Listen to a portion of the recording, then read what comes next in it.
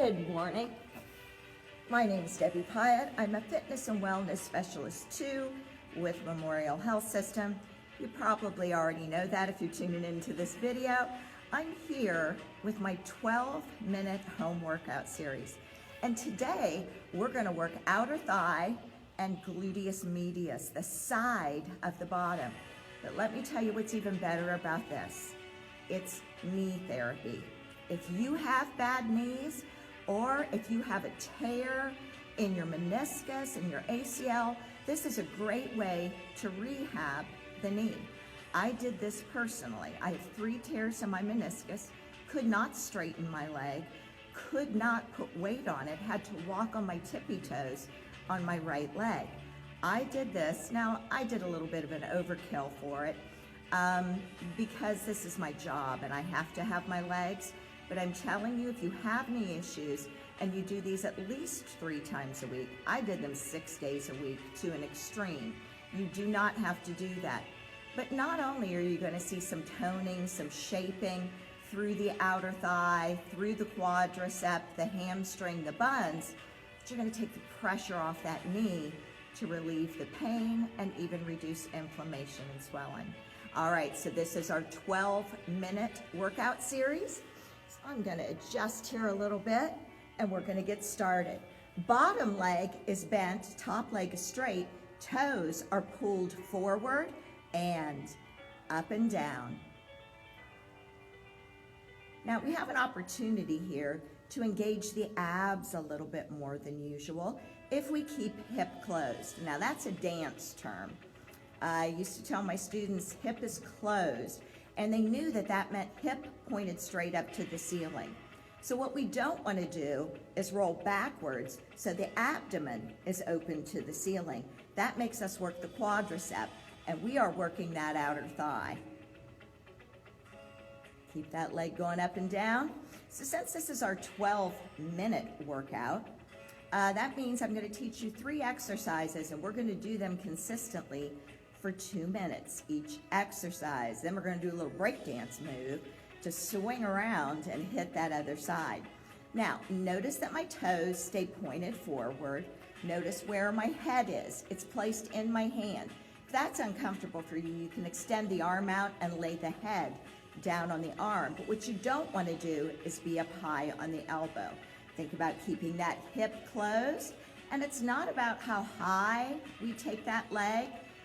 It is that we're doing it with proper movement and control. So I'm already feeling it back here in that outer thigh, that gluteus medius area, the saddlebag area. I'm feeling it.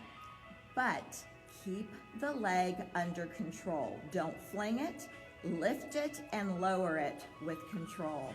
Abs are tight in this hip closed position, so that's the opportunity to work the abs. If I fling that leg up every time and rock back and forth, I'm not going to benefit my outer thigh, my gluteus medius. I'm not going to do things to help to heal my knee, but I'm also missing the opportunity to work my abs. Keep going. Oh yeah, I can feel it. Make sure you breathe. It's real easy to just hold your breath while you do this. We don't want to do that.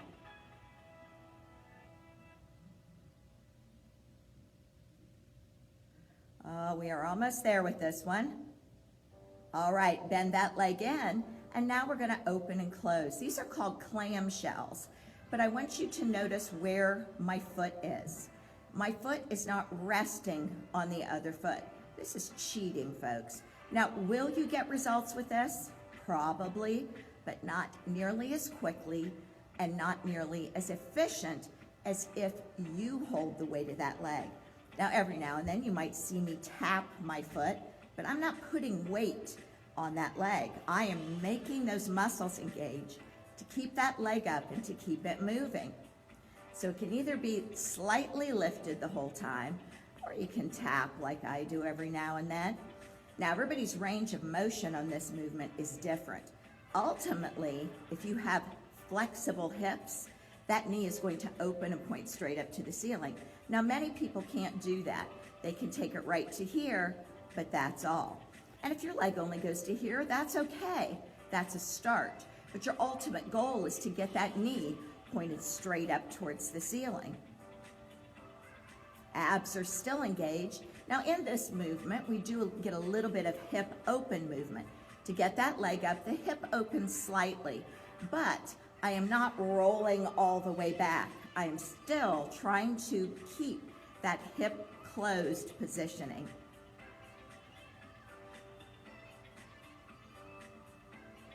And when we switch to the other side, you'll see usually you have better flexibility on one side versus the other. That's very normal. Breathe, squeeze those abs. Get that knee open as far as you can. And now roll over on the back. Same leg is going to be working, palms up. Extend that leg out, raise it so it meets the other thigh. We don't want to take this leg beyond all the way up here. Right here, that quadricep or the front of the leg is still engaged.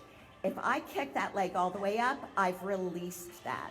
So right so it meets that other thigh from the bent leg, and then control that lowering movement. I also am not touching my leg down on the ground each repetition. I am keeping it slightly lifted to keep that tension on the muscle. Toes are still pulling up to the ceiling. Shoulder blades are rolled under. Palms are up so we don't push into the arms and waste energy. This movement ought to be all on the legs. Abs are still engaged even though we are lying on our back. Now, a lot of people ask me, should I tip my pelvis and keep that lower back on the floor? I say no. I started teaching and getting certifications way back in the early 80s, and many of my coworkers have had to have back surgery from keeping that pelvis tipped constantly when they're lying on their back doing exercises. The way I look at the physiology of it is we have a low lumbar curve. I should be able to engage my abdominal muscles to give my back support and not remove that low lumbar curve from the movement I'm doing. So if your back bothers you, roll up a bath towel or a small hand towel and tuck under that arch to give you support. Keep that leg moving. We are almost there. Now your hip flexor's feeling this, right up through that quadricep. All right, now we're going to do that break dance move I promised you. Swing around to the other side, all the way down, head in hand, bottom leg bent, top leg straight. Start those lifts. Abs engaged, hip closed.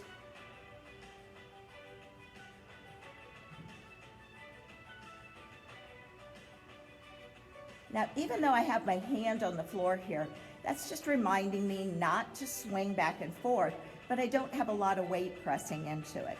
Remember, we want to send the energy of our body to the area that we're working.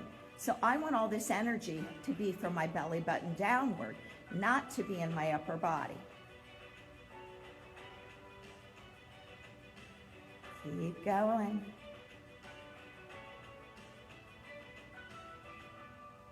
Pull those toes forward. So we don't want the foot relaxed.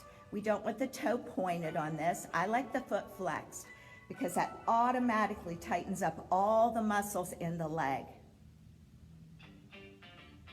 Abs are squeezing tight. We're still breathing, moving that leg with control. Remember, it's not about the height. It's not how high can you throw that leg up in the air. It's about using control. We're making all the muscles above the knee stronger to take pressure off the knee. That's only common sense that that's going to help your knee get better.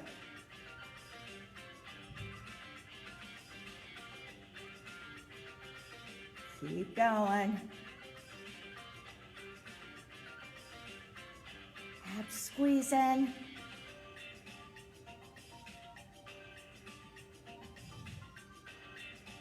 Really feeling that back there. All right, bend that knee. Let's go into those clamshells. Remember, this is not a rocking motion, but there is a slight tipping of the pelvis open but it's not rolling all the way back. Your ultimate goal is to get that knee pointed straight up towards the ceiling, but if your range of motion is only here, that's okay, but over time, try to stretch it. Now, one of the things that's so important about hip flexibility is as we mature through life, balance seems to wane a little bit. And that happens many times because we're not flexible in our hips anymore. So what does that cause us to do? That causes us to shorten our stride length, and it also causes us to not lift our feet as high when we're walking, so we drag a foot and we trip and fall. Now, I have my master's in Matter of Balance, which is a program that we run here at Memorial, and that's one of the things we teach is flexibility and strength, so you can get back to your normal stride length, which will reduce your risk of falling. So my next video next week is going to be on 12 minutes of hip flexibility. So crucial to maintaining quality of life. Remember, don't rest your foot on there. If you rest your foot on there, you're missing out. Why would you do that? It's only 12 minutes. There's no reason to cheat your way through. That little tap of my foot, I am not putting weight on the other foot. I am moving that weight. You can keep it elevated slightly above. Now, sometimes in class, I see people do this. We don't want the foot that high. Keep that foot hovering right over that other foot. Both knees are bent, abs are tight, a little bit of tipping of the pelvis, but not a big rocking, opening movement. And you know, if you do this with a smile on your face, it makes it so much easier. Your day will go so much better. I know you're thinking, enough, lady. Lady in pink, don't tell me to smile while I'm doing this. But truly, it changes your whole mental outlook on the day. Keep opening that leg, strengthening those hips, strengthening that outer thigh or abductor muscle, strengthening that inner thigh or adductor muscle, strengthening that gluteus medius, which is the side of the buns. You will see change in the shape. You will feel change in your strength. You're going to have more quality of life, less pressure on those knees, and can even help heal many of them. I have 100% usage of my right knee now. I could not put weight on it. I could not bend it. There's no way I could do a lunge or a squat. I do all of it now. I can do jump squats, any form of lunge I can do with zero pain and inflammation. And it's from doing these 3 exercises. Roll over. Get that leg going up and down. Remember, only take it as high as that other thigh. That's where we're going to keep that resistance engaged in that quadricep. Make sure you still breathe. Real important to have oxygen. Toes are still pointed up towards the ceiling.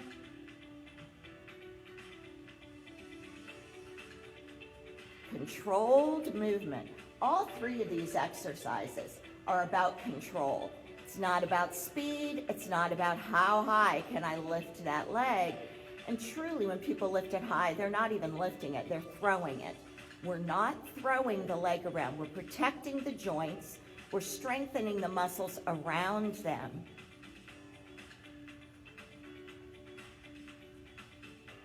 Got a smile on your face yet? We're almost done. We're heading towards the finish line now.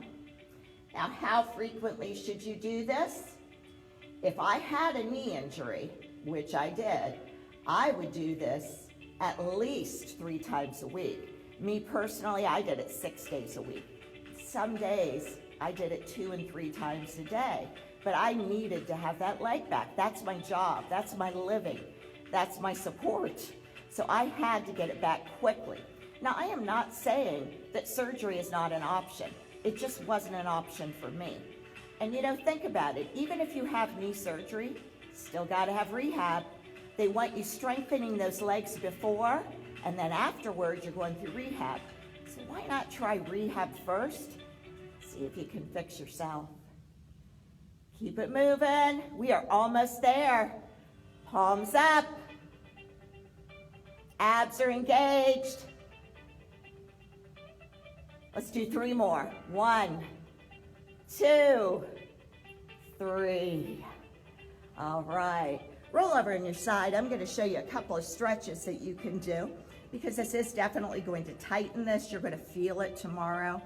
So when you're rolled over, take that top leg and get a hold of that foot behind you. Pull that heel in as close to the bottom as you can. Now, I know some of you right now are rolling your eyes and saying, you think I could do that? You don't have to get it back that far. That's your ultimate goal. I can get a hold of my pant leg. I could put a towel or a resistance band around my ankle and just pull it back as far as I can. It's to feel that stretch through there. Bring that leg to the front, get that stretch in that gluteus medius and outer thigh. Again, I know several of you are saying, I can't get my leg in that position. Then what you could do is you can lay on your back and cross it over and pull the other knee in. So you're getting that stretch. You could take it out to the ankle.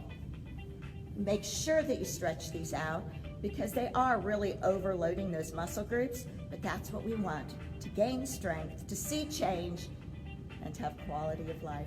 I'll be back next Friday with hip flexibility. Don't miss it. Have a great weekend. Thanks again. Bye-bye.